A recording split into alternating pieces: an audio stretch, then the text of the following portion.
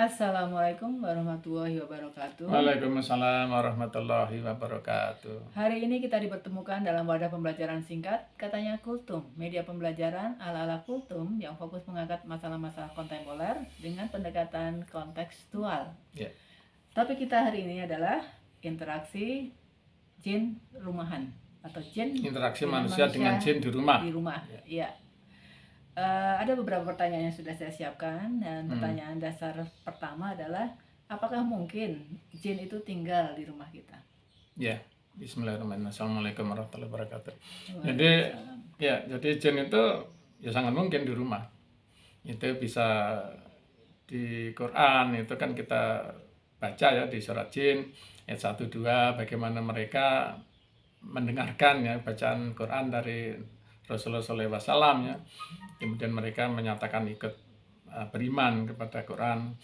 Kemudian di hadis-hadis juga banyak kejadian sahabat-sahabat yang bertemu dengan jin di rumahnya dan seterusnya, sangat banyak. Jadi sangat mungkin jawabannya. Sangat mungkin. Ya. Ya. Kalau jin sangat mungkin tinggal berbaur dengan manusia di suatu rumah ya, bagaimana deteksinya? Sekarang deteksinya ya. Nah, sekarang kalau deteksi itu kita harus dulu mengacu ke Quran di Ar-Rahman ya. Itu ada 2 ayat yang berturutan tentang penciptaan dari manusia dan jin. Ya. Khalaqal insana min salsalin kal fakar wa khalaqal janna mimma rijin minar. Jadi manusia diciptakan dari apa itu ya, tanah liat tembikar gitu ya. Kemudian jin diciptakan dari nyala api. Nah, jadi secara ini tersirat dan tersirat manusia itu benda padat ya. Kemudian jin itu bukan benda padat, bukan benda cair. Jadi dia adalah semacam gas. Jadi kalau kita mendeteksi jin, tentu saja secara normal kita itu tidak bisa tahu jin itu. Kan kita nggak bisa lihat ya, oksigen, nggak bisa lihat udara. Nyala api, ya kalau ada benda yang dibakar, nyala apinya kelihatan gitu kan.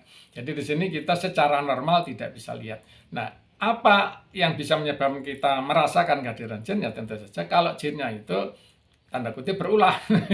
Kita sedang duduk tenang-tenang, ya ada eksis, kursi dipindahkan, wah ini jin yang menggerakkan gitu.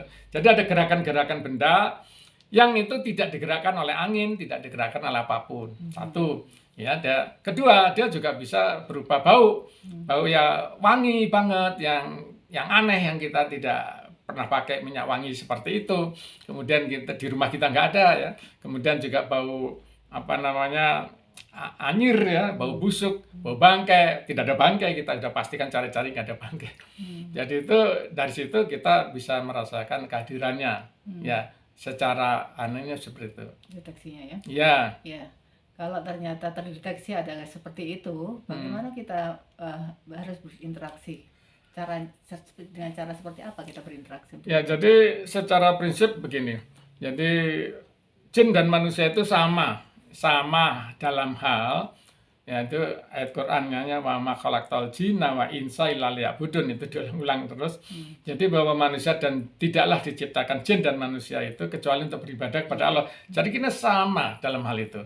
Jadi kita di dunia ini hanya sebagai ya semacam sekolah, kuliah, di mana nanti kita lulusnya itu nanti di yaumil akhir kita diadili sama-sama. Jadi diadili, ada yang masuk surga, ada yang masuk neraka. Jadi interaksi antara kita dan manusia dan jin ya harus dalam konteks itu gitu. Konteksnya itu harus bahwa kita sama-sama berusaha untuk masuk surga dan sama-sama menghindari masuk neraka. Jadi dengan demikian kita sebenarnya kalau secara normalnya itu manusia dengan jin lului gue gitu. Secara normalnya. Masing-masing ya. Kenapa? Karena ya kita tidak bisa melihat mereka ya. Kemudian kecuali dengan hal-hal tertentu ya, dengan izin Allah kita bisa melihat mereka. Nah, dan kemudian ya kita normalnya itu di rumah itu adalah Dzikrullah Akbar dan Dzikron Katsira. Itu di Dzikrullah Akbar itu ada di surat 29 ayat 45 ya, bahwa manusia ini kita ini di rumah itu baca Quran ya, kita hafalan Quran, murojaah ya kita mengulang hafalan Quran, atau kita tadarus mengaji mushaf Quran, kemudian sholat ya, sholat sunat, rawatib barangkali, kemudian sholat tahajud, sholat duha dan lain-lain kita lakukan di situ. Kemudian juga di surat Al-Ahzab itu juga ada dzikron kasira. Ya, dzikron kasira itu adalah tanda-tanda bagi kita jalan untuk kita mendapatkan rahmat Allah. Jadi kita lakukan normal aja, kita sebagai muslim yang baik itu melakukan itu di rumah gitu. Jadi dengan demikian kita ini kepada jin yang ada di rumah kita ini kita niatnya memang lillahi ta'ala ya, tadi yang dikrol akbar ya untuk Allah ya. Ya, tetapi efek sampingnya. Nah, efek sampingnya itu yang bisa jin yang ada di rumah kita ini kalau dia itu mendapatkan rahmat Allah juga ya, maka dia juga akan mengikuti kita. Dia akan mengikuti kita, dia akan jadi ikut rajin sholat, ikut juga ngaji, tapi ya tidak perlu terdengar oleh kita. Kemudian juga dia dikra ya, dirulah ya, itu juga ya tidak perlu terdengar oleh kita. Kemudian mudah-mudahan seperti itu. Tapi, nah ini seandainya ada jin yang dia itu tidak mendapatkan rahmat Allah, jadi dia katakan jahat atau dia kafir, tetap kafir ya, maka dia ya nggak betah, dia pindah sendiri, begitu.